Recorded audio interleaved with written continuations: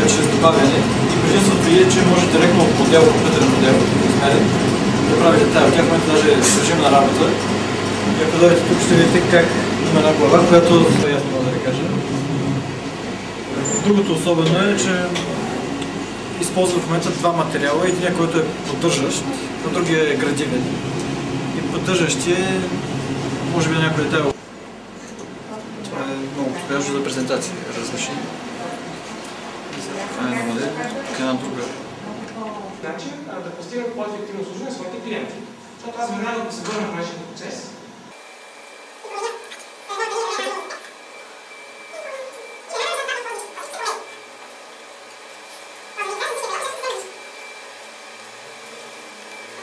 Жълтата тази по телевизията.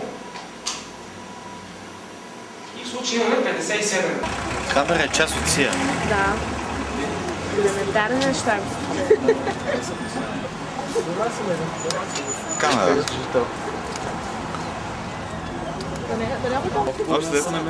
Киро, какво ще кажеш? Нещо, кажи нещо. Нещо. Какво? Какво нещо? Къде кой първо?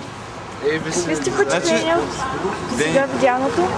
В ABC беше много интересно, тъй като те се занимават с веб дизайн, графичен дизайн. Това, което ние изучаваме, което на нас ще ни е полезно от друга гледна точка. Най-хубавото е, че направихме някакъв контакт с тях. Имаме техни имейли, визитки, телефони и как се свържем. Може да се пратим наши проекти, с които ние вече може да говорим с тях на някаква професионална. Да, примерно iMac. Какво за iMac? Съобщението, което Митко разработва, което е Иван е собствен. но аз не плащам на Митко, защото го разработва. Мога му дам Дъвка, да, дъвка. Добър стимул. Много си това, като се изключиш. Пожелавам го на всеки. Това, което е съвършено открито специалист е затворен в една среда, която, както вие, не е нормално трудно да допуснете хора, защото работите по проекти, всяка една секунда не е ценна, дори всяк момент не е ценна. И се надяваме те да оценят това, че вие им отделите времето, за да могат да видят и това да им помогне по някакъв начин да се изберат. Със сигурност ще се изберат. Тук имаме неща от предишни хора, да се бъде в други фирми. Парт, например, ние имаш сигурно сте го чували като студио в България, може би най-голямото, което произвежда най-много филми за момента, чужди продукции. Голяма част от тук от хората сме минали през тази школа. Има интересни неща. Доста добро училище, пожелавам го на много от вас да минат. Не може би през Мюнич, но за момента може би е много от най-добрите училища в България. Да, ние имаме школата. Просто много бързо ще дръпнат като специалисти. Бързо ще навлязат в естеството на това, което правят. Всичко е свързано с желанието. Ако имате желание, нещата си идват от само себе си. Ако ви харесват този вид неща да се занимавате с тях, просто ще ви вървите по вода. Дъхна живот. Билбордове, плакати и така. Те се използват от 3D-то. Обаче, ако почнеш да искаш да правиш кино, искаш да правиш филми, теб ти трябва мая. Мая, разбира се. Това е. Започвам да изпитвам омраза към това устройство с дупка и... Дел Сачница. Първо ще ви разведа из офиса, да ви покажа всички отдели. В момента всъщност голяма част от екипа няма на работа, но така или иначе да видите къде работим, каква е средата. И след това ще ви разкажа малко повече за нашата агенция, какво точно правим, кои са нашите клиенти, малко повече информация за реклама на бранша цяло. След това ще задам.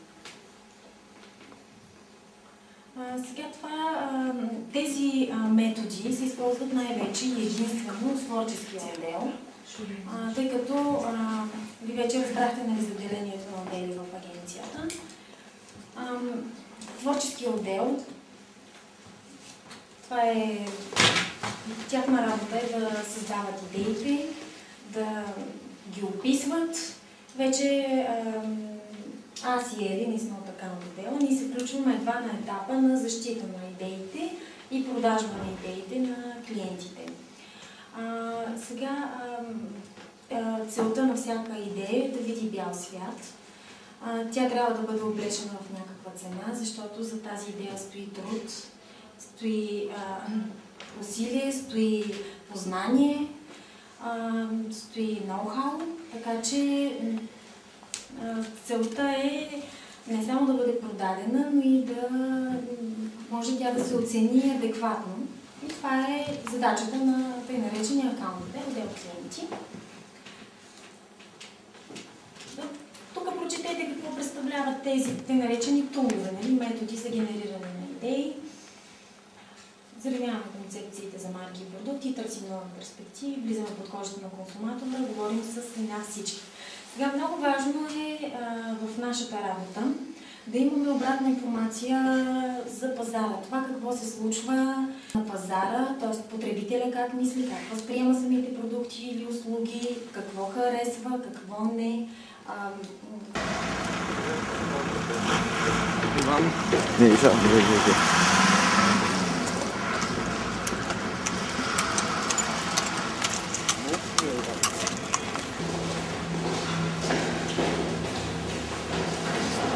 Може само да не се